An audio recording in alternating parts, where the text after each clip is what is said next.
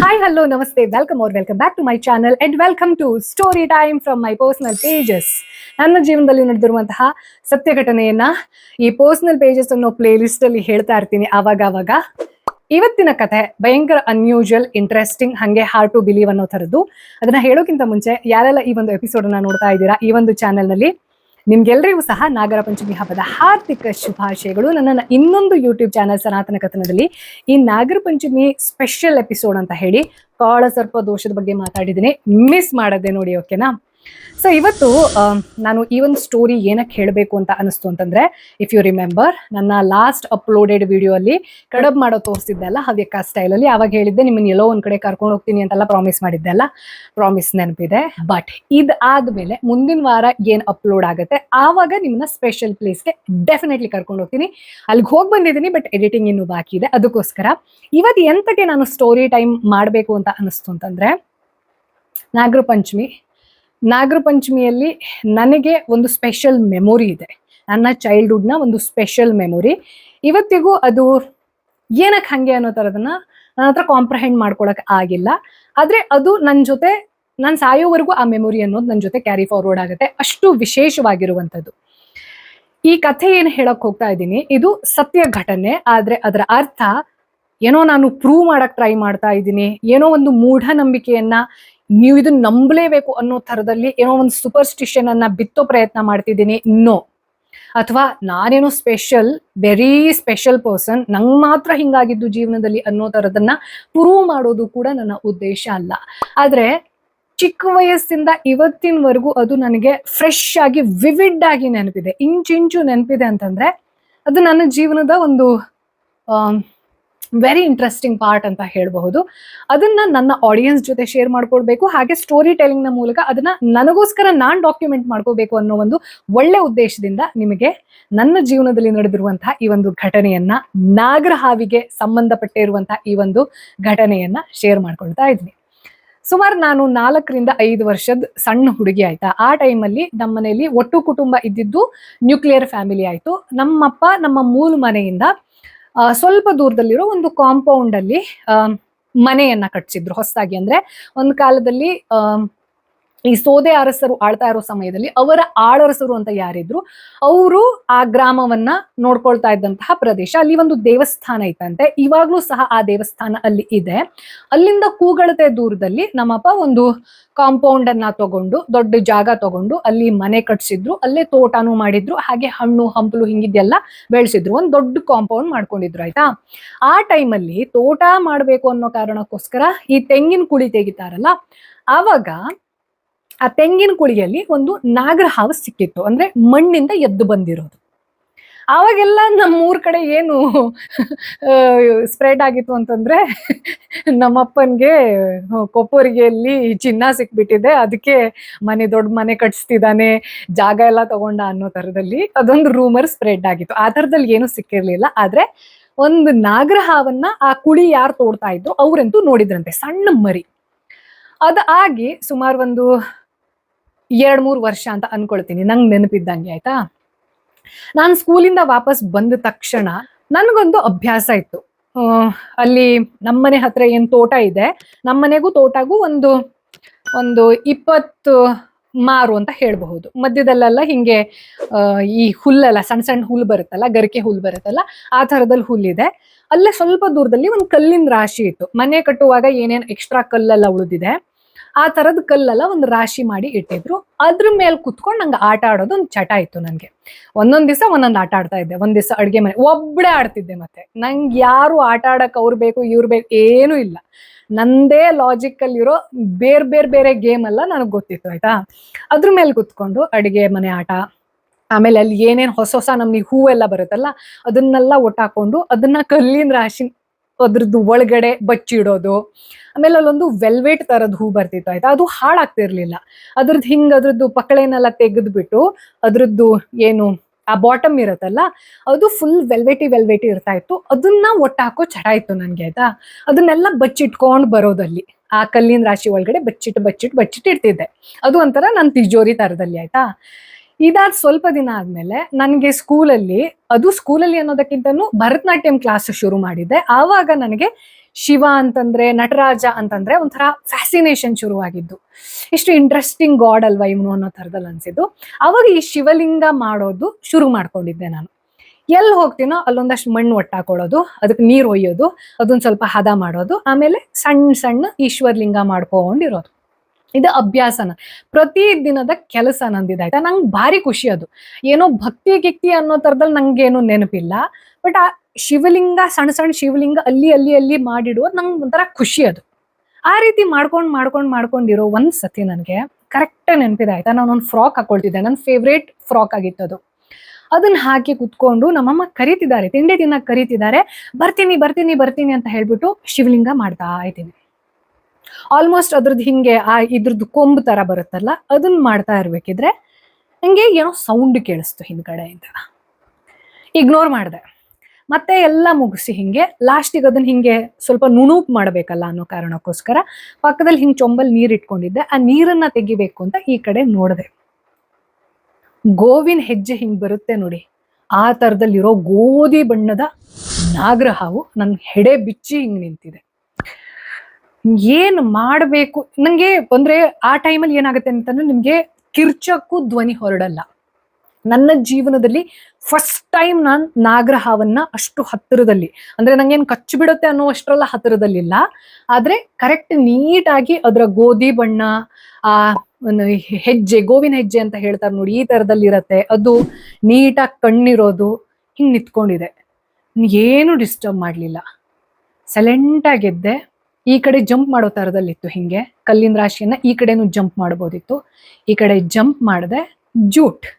ನಾನು ಈ ತರ ಡೇಂಜರಸ್ ಸಿಚುವೇಶನ್ ಅಲ್ಲಿ ಹುಚ್ಚುಚ್ಚು ಕೆಲಸ ಮಾಡೋದೇ ಇಲ್ಲ.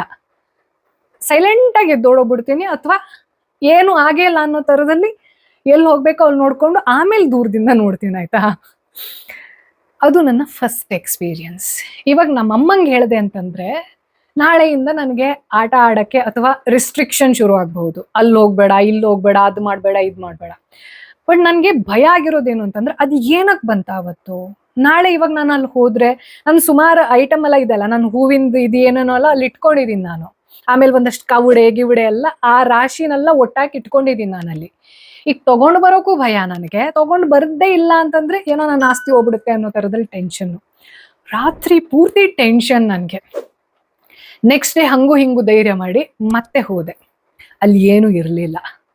ಓಕೆ, ಅದು ನಿನ್ನೆ ಹಿಂಗೆ ಸುಮ್ಮನೆ ಏನೋ ಓಡಾಡ್ತಾ ಇರಬೇಕಿದ್ರೆ ತೋಟದಲ್ಲಿ ಓಡಾಡ್ಕೊಂಡು ಬಂದ್ಬಿಟ್ಟಿದ್ಯೇನೋ ಅನ್ನೋ ಥರದಲ್ಲಿ ಓಕೆ, ನಾನು ಕನ್ವಿನ್ಸ್ ಮಾಡ್ಕೊಳ್ತಾ ಇದ್ದೀನಿ ಆಯ್ತಾ. ಅದು ಓಡಾಡ್ತಾ ಇತ್ತು, ಅದು ಬೈ ಚಾನ್ಸ್ ಹಿಂಗೆ ಹೆಡೆ ಬಿಚ್ಚಿತ್ತು, ನಾನು ನೋಡಿದೆ, ಅದಕ್ಕೂ ಭಯ ಆಗಿರ್ಬೇಕಲ್ವಾ, ನನ್ನ ನೋಡಿ ಅದಕ್ಕೂ ಭಯ ಆಗಿರ್ಬೇಕಲ್ವಾ ಅಂತ ಹೇಳ್ಬಿಟ್ಟು ಕನ್ವಿನ್ಸ್ ಮಾಡ್ಕೊಂಡು ಅದನ್ನ ಅಲ್ಲಿಗೆ ಬಿಟ್ಟೆ. ಇದಾಗ ಸುಮಾರು ಒಂದು 2-2.5 ತಿಂಗಳಾಗಿದೆ. ನಂಗೆ ಸ್ವಲ್ಪ ಹಿಂಗೆ ಎಲ್ಲೆಲ್ಲ ಹೆಂಗ್ ಮೊದ್ಲು ಬಿಂದಾಸ್ ಆಗಿ ಓಡಾಡ್ತಾ ಇದ್ದೆ, ಅದು ಸ್ವಲ್ಪ ಡಿಮ್ ಆಗಿತ್ತು ಆಯ್ತಾ. ನೋಡ್ಕೊಂಡು ಓಡಾಡೋದು, ಕಾಲ್ ಬುಡದಲ್ಲಿ ಏನಿದೆ, ತೋಟಕ್ಕೆ ಹೋಗುವಾಗ ತುಂಬಾ ಕಾನ್ಶಿಯಸ್ ಇರ್ತು, ಆ ಕಲ್ಲಿನ ರಾಶಿ ಹತ್ರ ಹೋಗುವಾಗ ತುಂಬಾ ಕಾನ್ಶಿಯಸ್ ಅದೊಂದಿತ್ತು. ಬಟ್ ಅದು ಇವೆಂಚುವಲಿ ಯಾವಾಗ ಅದು ಕಾಣಿಸ್ಲಿಲ್ಲ, ಅದು ಫೇಡ್ ಆಗ್ತಾ ಇತ್ತು.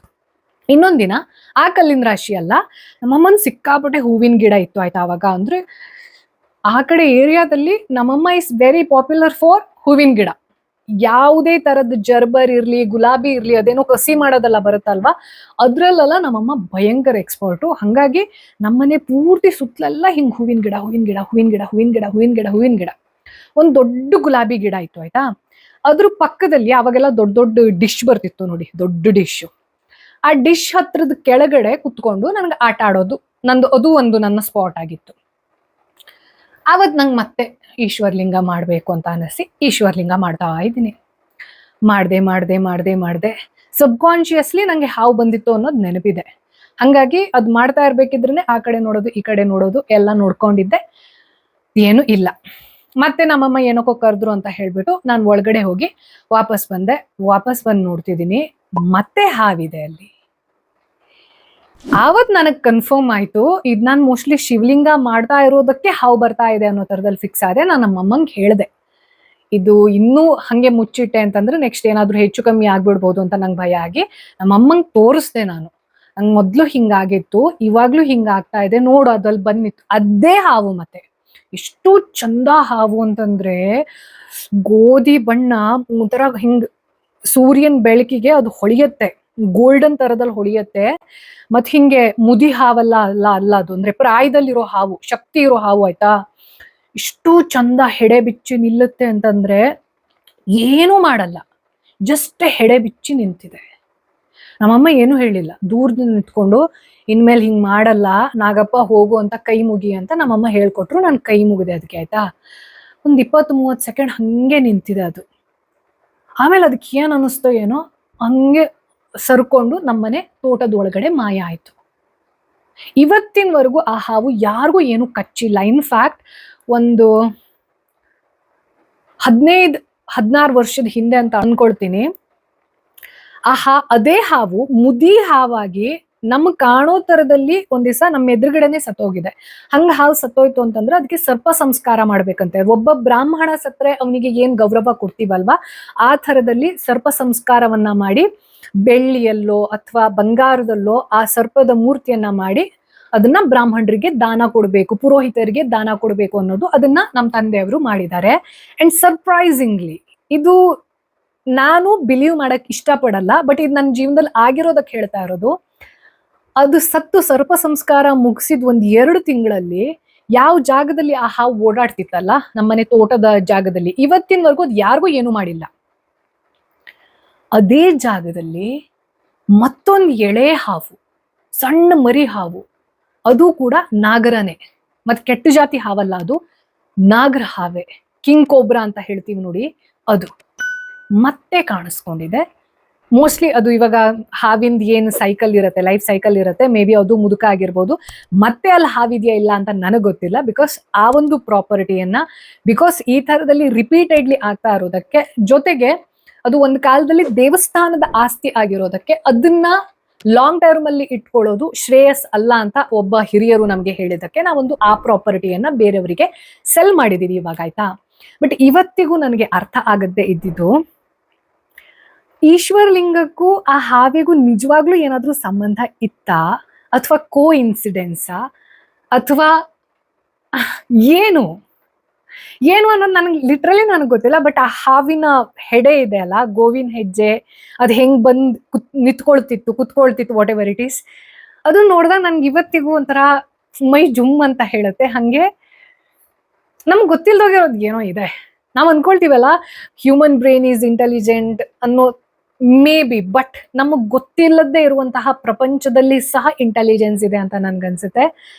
ಅಂಡ್ ಇದು ನನ್ನ ಜೀವನದಲ್ಲಿ ನನ್ಗೆ ಅದು ರೋಮಾಂಚನ ಅಂತ ಹೇಳಿ, ಭಕ್ತಿ ಅಂತ ಹೇಳಿ, ಹಂಗೆ ವೆರಿ ಸೂಪರ್ ನ್ಯಾಚುರಲ್ ಅಂತ ಸಹ ಹೇಳ್ಬಹುದು. ಆ ಥರದ್ದು ಒಂದು ನನ್ನ ಜೀವನದಲ್ಲಿ ನಡೆದು ಹೋಗಿದೆ. ಆದ್ರೆ ಅದು ಇವತ್ತಿಗೂ ಸಹ ಅದ್ರ ಬಗ್ಗೆ ಹೇಳ್ತಾ ಇರ್ಬೇಕಿದ್ರೆ ಅದನ್ನ ನಾನು ರಿಲೀವ್ ಮಾಡ್ತೀನಿ, ಅಷ್ಟರ ಮಟ್ಟಿಗೆ ವಿವಿಡ್ಲಿ ನೆನಪಿದೆ ನನಗೆ. ನಿಮ್ಮ ಜೀವನದಲ್ಲಿ ಹಿಂಗಿದೇನಾದ್ರೂ ಒಂದು ಅನ್ಯೂಶುವಲ್ ಘಟನೆ ಇದ್ರೆ please let me no in the comment section. ಹಾಗೆ ಇದು ಏನಾಗಿತ್ತು, ಅದು ಈಶ್ವರಲಿಂಗ ಮಾಡ್ತಾ ಇದ್ದಿದ್ದಕ್ಕೆ ಬರ್ತಾ ಇದ್ದಿದ್ದ, ಹಾವಿಗೂ ಈಶ್ವರಲಿಂಗಕ್ಕೂ ಏನ್ ನಾವು ಸಂಬಂಧ ಹೇಳ್ತೀವಲ್ವಾ, ಅದೇ ನಿಜವಾಗ್ಲೂ ಹೌದಾಗಿತ್ತಾ ಅಥವಾ ಕೋಇನ್ಸಿಡೆನ್ಸ್ ಆಗಿರಬಹುದಾ, ನನ್ನ ಇಂಟರ್ಪ್ರಿಟೇಷನ್ ಹಂಗಾಗಿರ್ಬೋದಾ. ನಾನು ಇದನ್ನ ಯಾಕೆ ನನ್ನ ಇಂಟರ್ಪ್ರಿಟೇಷನ್ ಅಂತ ಒಪ್ಪಲ್ಲ ಅಂತಂದ್ರೆ, ನನಗೆ ಆವಾಗ ಅದ್ರ ಬಗ್ಗೆ ಅಷ್ಟೆಲ್ಲ ನಾಲೆಜೇ ಇಲ್ಲ. ಹಾವಿಗೆ, ಶಿವನ್ಗೆ, ಶಿವ ಅಂತಂದ್ರೆ ದೇವ್ರು ಅಂತ ಗೊತ್ತಿದೆ, ನಾಗರ ಹಾವಿ ಪೂಜೆ ಮಾಡ್ತಾರೆ ಅನ್ನೋದು ಗೊತ್ತಿದೆ. ಇದಿಷ್ಟು ಬಿಟ್ರೆ ಡೆಪ್ತ್ ಅಲ್ಲಿ ಏನು ಗೊತ್ತೇ ಇಲ್ಲ ನನಗೆ. ಗೊತ್ತಿಲ್ದೋಗಿರೋ ಸಮಯದಲ್ಲಿ ಹಿಂಗಾಗಿರೋದಿದೆ ಅಲ್ಲ, ಅದು ಮಜಾ ಅನ್ಸೋದು ನನ್ಗೆ. ನೀವ್ ಇದನ್ನ ಹೆಂಗ್ ಕಾಂಪ್ರಹೆಂಡ್ ಮಾಡ್ತೀರಾ, ಇದನ್ನ ಯಾವ ರೀತಿ ನೋಡೋಕೆ ಇಷ್ಟಪಡ್ತೀರಾ ಅನ್ನೋದನ್ನ ನನಗೆ ಕಾಮೆಂಟ್ ಬಾಕ್ಸ್ ಅಲ್ಲಿ ಮಿಸ್ ಮಾಡದೆ ತಿಳಿಸಿ. ಹಾಗೆ ನನ್ನ ಇನ್ನೊಂದು ಯೂಟ್ಯೂಬ್ ಚಾನಲ್ ಸನಾತನ ಕಥನದಲ್ಲಿ ಏನ್ ಸ್ಪೆಷಲ್ ಎಪಿಸೋಡ್ ಮಾಡಿದೀನಿ, ಅದನ್ನ ಮಿಸ್ ಮಾಡದೆ ನೋಡಿ. ಜೊತೆಗೆ ನನ್ನ ಜೀವನದ ಕೆಲವೊಂದಷ್ಟು ಇಂಟ್ರೆಸ್ಟಿಂಗ್ ಘಟನೆಯನ್ನ ನಾನು ಪರ್ಸನಲ್ ಪೇಜಸ್ ಅನ್ನೋ ಪ್ಲೇ ಲಿಸ್ಟ್ ಅಲ್ಲಿ ಏನು ಆಲ್ರೆಡಿ ಶೇರ್ ಮಾಡ್ಕೊಂಡಿದ್ದೀನಿ, ಅದನ್ನ ಎಂಡ್ ಸ್ಕ್ರೀನ್ ಅಲ್ಲಿ ನಿಮಗೆ ಡಿಸ್ಪ್ಲೇ ಆಗೋ ತರದಲ್ಲಿ ನಾನು ಕೊಟ್ಟಿರ್ತೀನಿ. ಅದನ್ನ ಸಹ ಮಿಸ್ ಮಾಡದೆ ನೋಡಿ. ಅದೆಲ್ಲ ನೋಡಾದ್ಮೇಲೆ ನಿಮ್ಗೆ, ನೀವು ಹೊಸ ಆಡಿಯನ್ಸ್ ಆಗಿದ್ರಿ ಅಂತಂದ್ರೆ ಸಬ್ಸ್ಕ್ರೈಬ್ ಮಾಡಬಹುದು. ಇವ್ರದ್ದು ಏನೋ ಇಂಟ್ರೆಸ್ಟಿಂಗ್ ಕಥೆ ಕೇಳಕ್ಕೆ ಅಥವಾ ಇಂಟ್ರೆಸ್ಟಿಂಗ್ ಟ್ರಾವೆಲ್ ಜರ್ನಿಯನ್ನ ಕೇಳಿಸ್ಕೊಳ್ಳೋಕೆ ಇಷ್ಟ ಅನ್ಸುತ್ತೆ, ಟೈಮ್ ವೇಸ್ಟ್ ಮಾಡಲಿಲ್ಲ ಅನ್ಸುತ್ತೆ ಅಂತ ಆದ್ರೆ ದಯವಿಟ್ಟು ಈ ಒಂದು ಚಾನೆಲ್ ಅನ್ನ ಸಬ್ಸ್ಕ್ರೈಬ್ ಮಾಡಿ, ವಿಡಿಯೋವನ್ನ ಲೈಕ್ ಮಾಡಿ, ಒಳ್ಳೊಳ್ಳೆ ಕಾಮೆಂಟ್ ಅನ್ನ ಮಾಡಿ, ಹೈಪ್ ಮಾಡಿ, ಹಂಗೆ ನಿಮ್ಮ ಪ್ರೀತಿ ಪಾತ್ರರ ಜೊತೆ ಶೇರ್ ಮಾಡ್ಕೊಳ್ಳಿ ಅಂತ ಹೇಳ್ತಾ, until I see you in the next video, ಏನ್ ಮಾಡ್ಬೇಕು ಹೇಳಿ ಇನ್ನೊಂದ್ಸತಿ ಹೇಳ್ತೀನಿ. You subscribe, like, comment, share and do whatever else you want to do, but only good intentions. Take care. Bye bye. Om Namah Shivaya. Jai Hind. So everybody